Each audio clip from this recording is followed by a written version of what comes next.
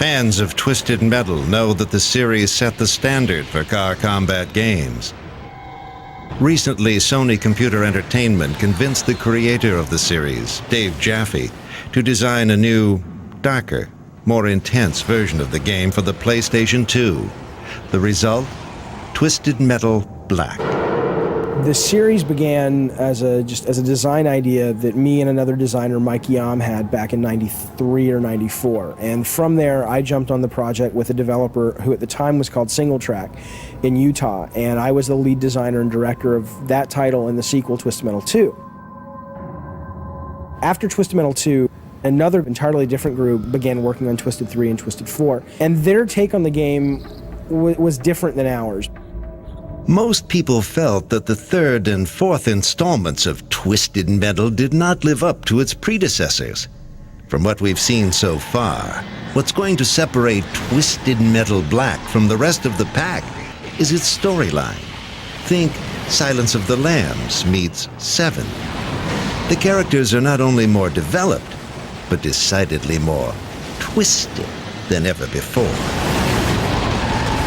Twisted Metal Black basically takes place in an asylum called Blackfield Asylum. And in that location, you've got 14 characters that are there for various reasons. Some are there because they've murdered other characters, some are there because they're simply psychotic, and others are there for entirely mysterious reasons that you don't really know until you play that character and sort of discover their backstory and their history.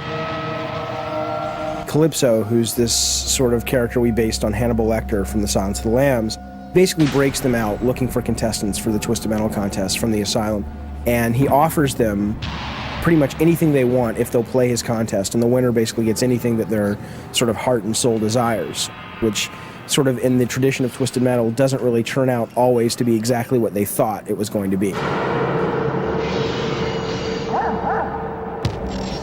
But besides the storyline, what we really wanted to do was focus on the deathmatch. So to that end, in the one-player game, we have our basic story tournament mode where you pick a character and sort of go through the world with that character. Then we've got endurance mode where we basically drop you into a level and there's no health, and we basically bring one car after another, after another, after another, and we try to figure out how many that you can get through before you basically get killed.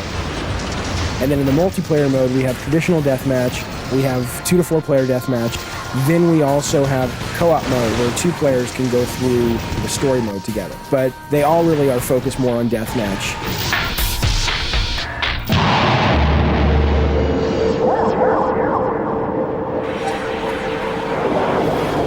Thought the Twisted Metal games had a cool look and feel?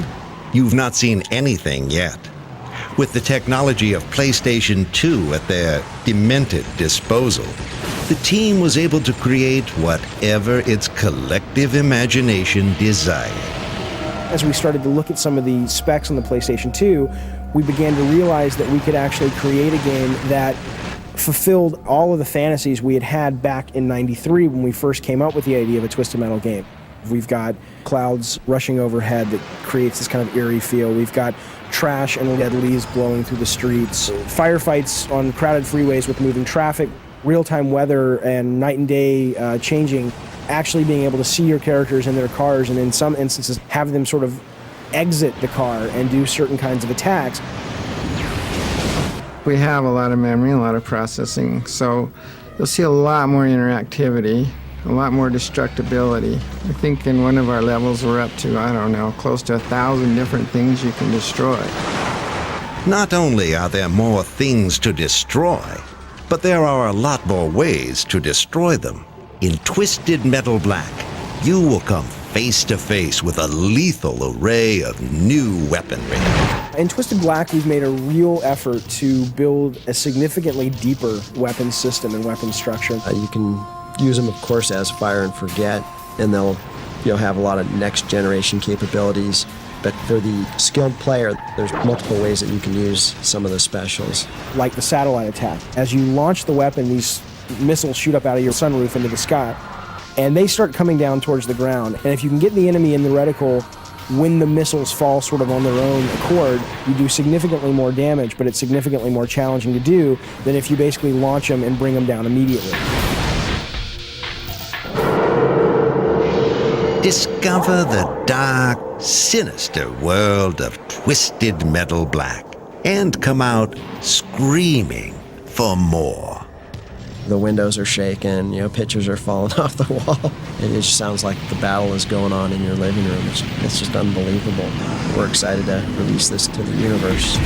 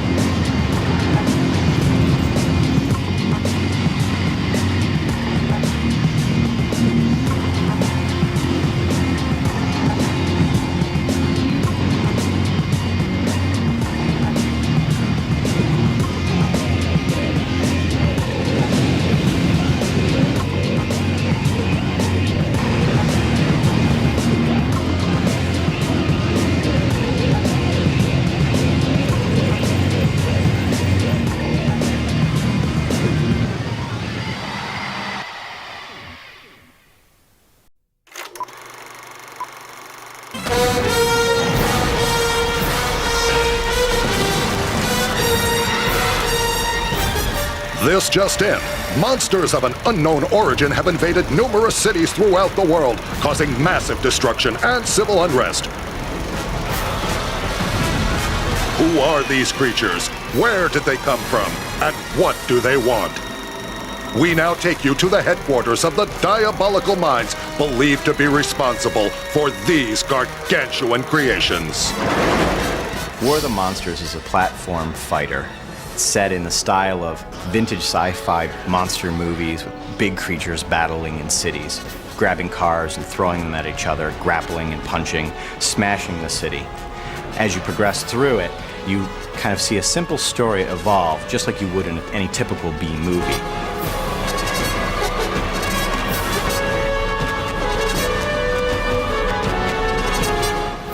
Armies are mobilizing while local authorities are doing their best not to aggravate these gargantuan beasts.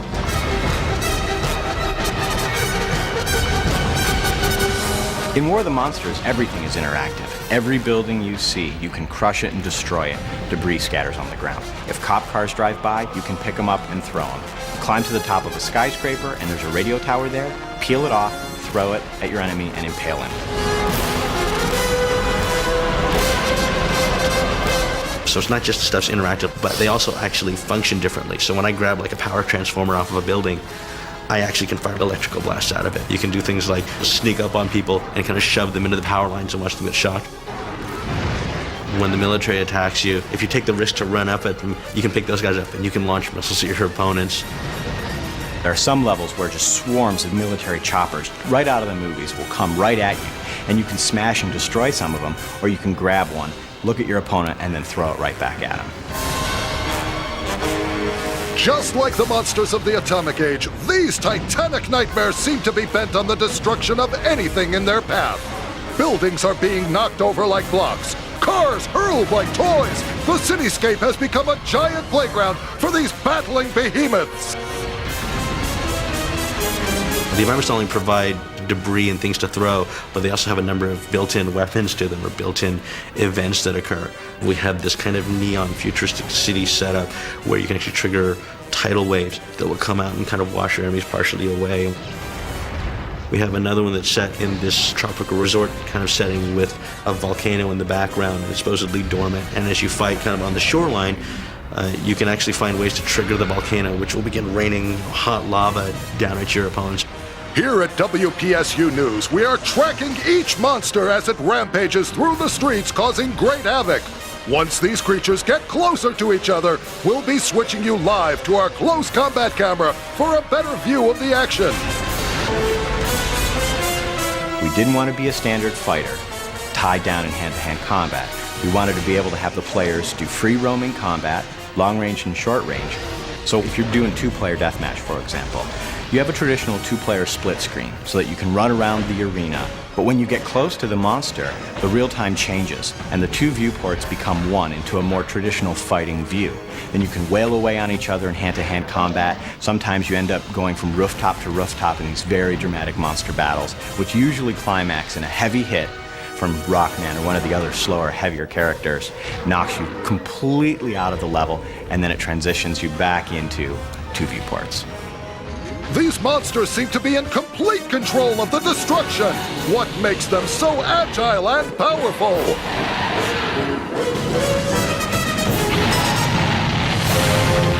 When we started off designing War of the Monsters, we wanted to make the game very pick up and play, very mass market, but we didn't want to lose the hardcore gamer. So what we did was we developed a control scheme that allowed a newbie to pick it up and just wail away on the buttons and have a really good time. Simple light attack button, heavy attack button, hybrid action button, and jump. That's it. But then as you play further and further into the game, the more advanced players will find that they can do modified combos. What happens is as you play through the game, different types of mechanics emerge in different combos. So you might do jump and then climb a building, jump off the building, and then do a butt stomp. Go right into hand-to-hand combat, do up and heavy to do a stun hit, grab the guy and throw him into a building. Now those are all just mechanics that are built right off a very simple control pad layout, but they also yield a very spectacular combo.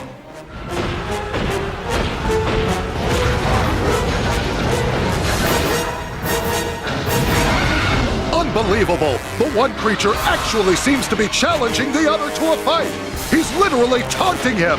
Well, folks, this can't be good! What would a fighting game be without having the ability to taunt your opponent? You're sitting on your couch, you just beat down your buddy, you have to be able to taunt him, make him feel really bad about what just happened. But in War of the Monsters, we take the taunting a little bit further. When you get fully boosted, when your monster collects enough monster energy and you taunt, you get a boost. And for a set amount of time, you do like double or triple damage depending on the character. So taunting not only is cool just from the demeaning value to your opponents, but it also is an integral part to gameplay.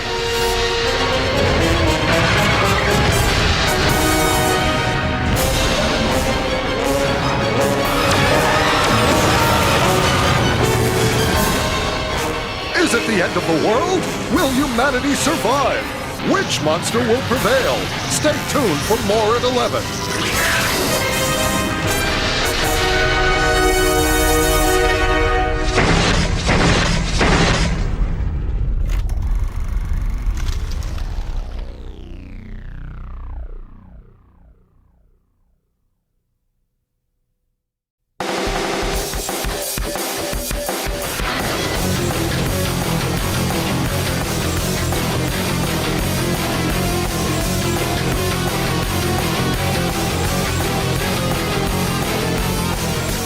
Air is thin at the top of the mountain. You can feel your heart pounding. Trees fly past you at 60 miles an hour. One miscalculation will send you on a collision course. Suddenly, the ground drops away, and for a moment, all is quiet.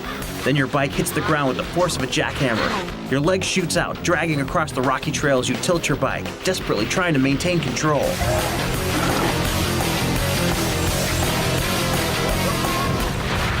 Thank God this is only a video game. Welcome to Durango, Colorado for the Norba National Championship, one of the premier downhill bike races in the world. The folks at Incog were nice enough to invite us to tag along as they did research on their latest game, Downhill Domination. We even got to hang out with some of the pros.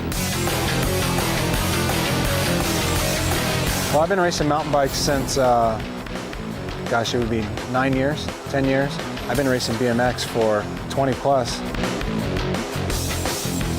I race the downhill and the mountain cross, and the difference is downhill, you're all by yourself. You have a run that's anywhere from 2 to 5 minutes long, and it's just a timed run, and you're all by yourself.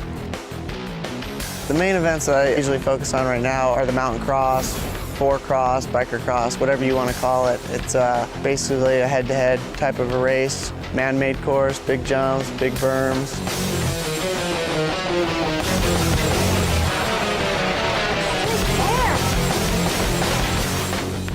There are 3 major downhill bike events, and Downhill Domination covers them all. We have 3 types of racing that you can do in this game, and each type of race promotes a different play mechanic. The 3 types are free ride, then there's the mountain cross, and the technical downhill. Now the free ride is the longest and most open type format. You basically are looking for the best line, you're tricking the whole way down to get trick points.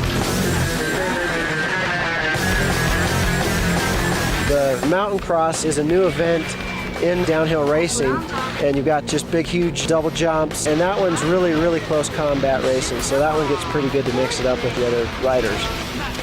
The other one is the technical downhill. A lot of speed management. Other mechanics that come into play is power sliding, object avoidance. There's lots of shortcuts, allowing you to get down the mountain as quickly as possible.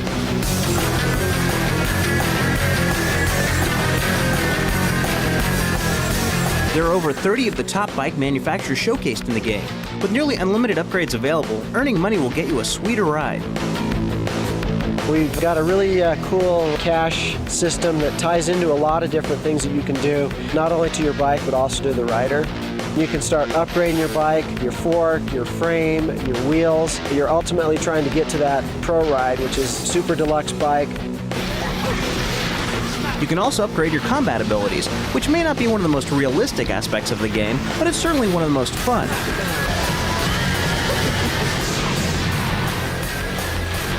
If you ask any of the pro riders, they would tell you that there's no such thing as combat when racing because you would get disqualified.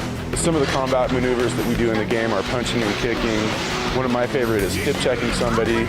They come riding up next to you and they want to push you into a tree and you just give them a little hip check and take them out, and I always get a nice chuckle from that.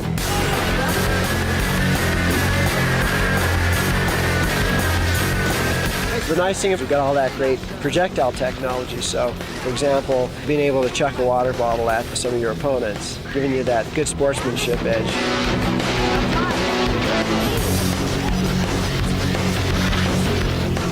If weaving in and out of trees at ungodly speeds and battling multiple riders wasn't enough, you'll also have to look out for a few other hazards. There's going to also be a lot of dynamic hazards that come into play. We've got boulders that get triggered and you have to dodge those. There's actual spectators that get in the way of racing. If you hit them, you're both going to go down. We've got tons of wildlife, a moose, cow, bears, all these things that come surprise you. There's also some elements that come into play on the air like hang gliders. There's helicopters everywhere that you got to watch out for because the rescue helicopters may be sitting just right below a cliff edge that you're going to launch off of. Just when you think you've got it all under control, the weather changes, and so does the race. We got one course where the storm comes rolling in and the lightning bolts start hitting the ground, and you've got to dodge these lightning bolts or you're going to fry. And when the lightning bolts hit the trees catch on fire, so if you get too close to the trees, you're also going to take some damage and probably slow you down.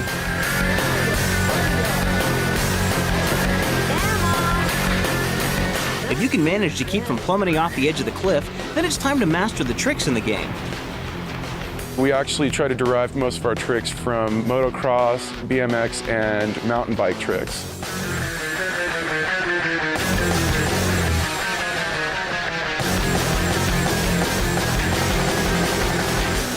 Designing the game with the help of some of the most famous writers in the world, Incog managed to create a great mixture of real and fantasy racing. We have 14 riders, 5 are real-life characters, and 9 of them are fantasy characters. We've got Brian Lopes, Harry Giannis, Eric Carter. I'm actually working with consulting and designing some of the course stuff in there. I think it's good. I think we're working really hard and capturing bicycle elements, which is going to be key to it. I think it's going to set it aside from the other games. This one is definitely a step up from what they used to have out there.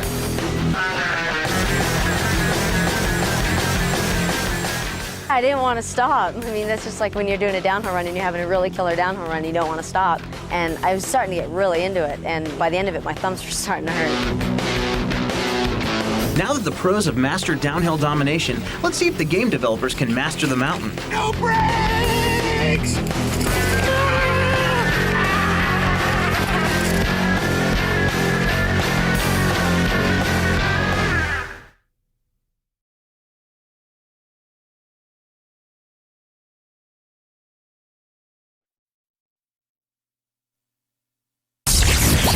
Welcome back to Twisted Metal. I am Calypso.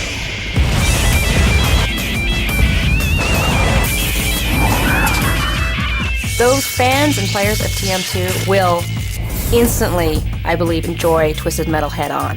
It is a lot like Twisted Metal 2. You've got a lot of your favorite characters that you remember. It plays a lot like it. Twisted Metal Head-On, as the title kind of suggests, was a game that we created from the ground up, intended for the PSP. It combines the best of both worlds of people that enjoy playing shooters and people that enjoy racing, and meshing those together. Kind of a derivative of the Twisted Metal storyline, which is about the nemesis Calypso. Let the games begin! In Twisted Metal, there are many other characters that compete in this competition in order to win one wish. Now, this wish is anything they desire.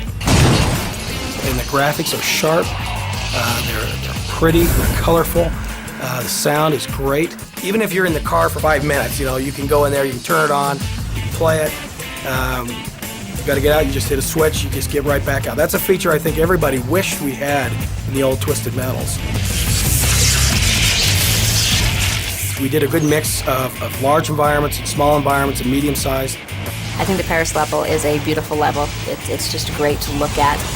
There's a lot of area to go to. It's a big level. Paintings, you're going to see the little French bistros out front. There'll be some familiar faces, like in TM2 there was a Russian bowl. We updated that with the Colosseum. We went from Rome up to Russia, duplicated Red Square. Another one of my favorites is the Monaco level. I love racing games and I love to race, and there is the Monaco racetrack in that level. And that is just a lot of fun. There are actual F1 cars coming at you. You get to go all over the world and blow things up. What we've done in Twisted Metal Head-On is we've added a feature that we haven't had in past Twisted Metals as far as having a mini bonus game. Bonus levels is a new addition to Twisted. It's something that we're all excited about. We were able to manage to squeeze into this little box another little mini game into every level. We've got everything from an obstacle course to a shooting rink to a slalom. They're all different and varied from level to level. While you're in a level, you can pop into a mini bonus game, obtain pickups and health without being in the middle of battle.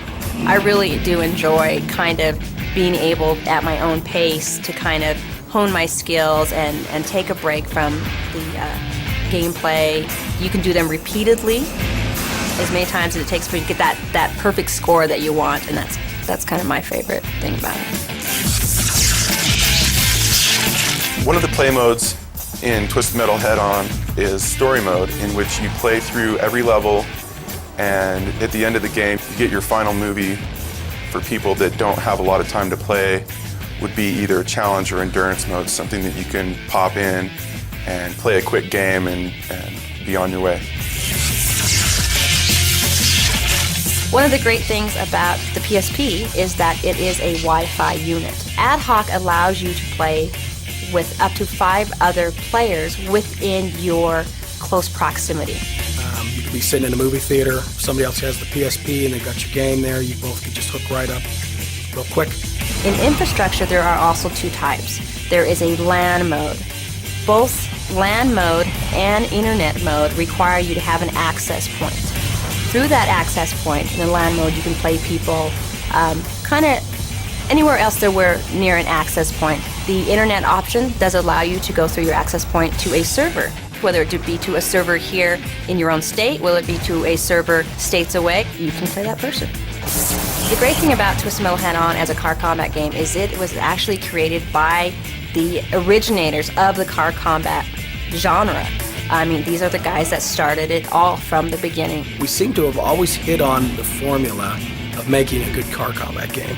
It's that mixture of taking what's fun in an arcade game and mixing it with what would be real.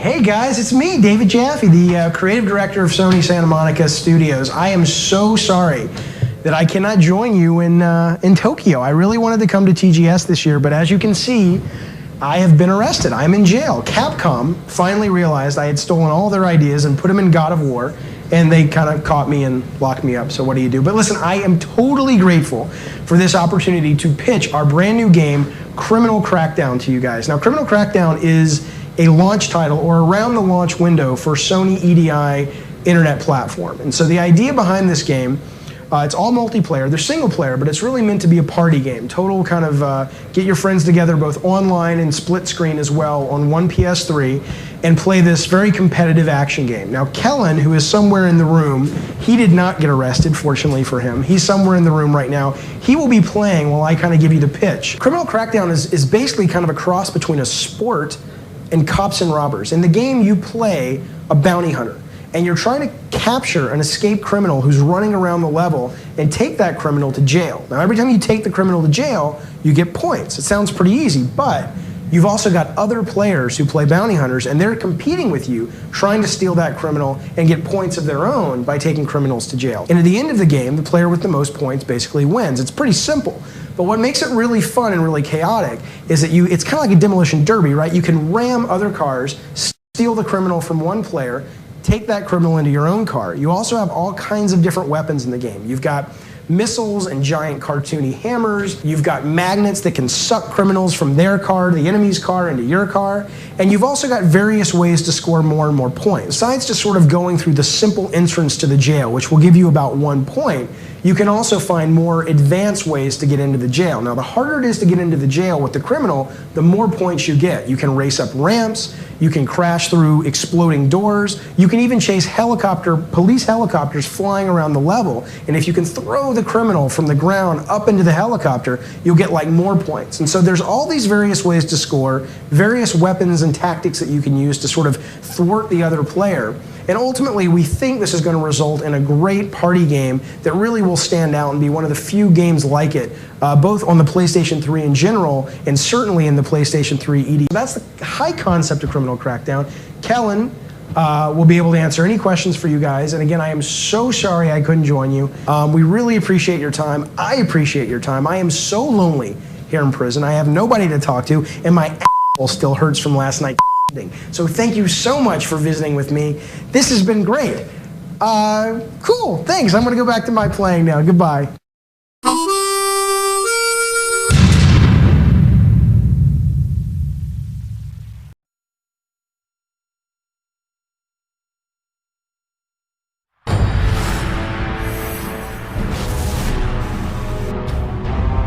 The cell is a really interesting piece of hardware because it's actually an array of separate processors. So traditionally, you might have one game executable running on the main processor.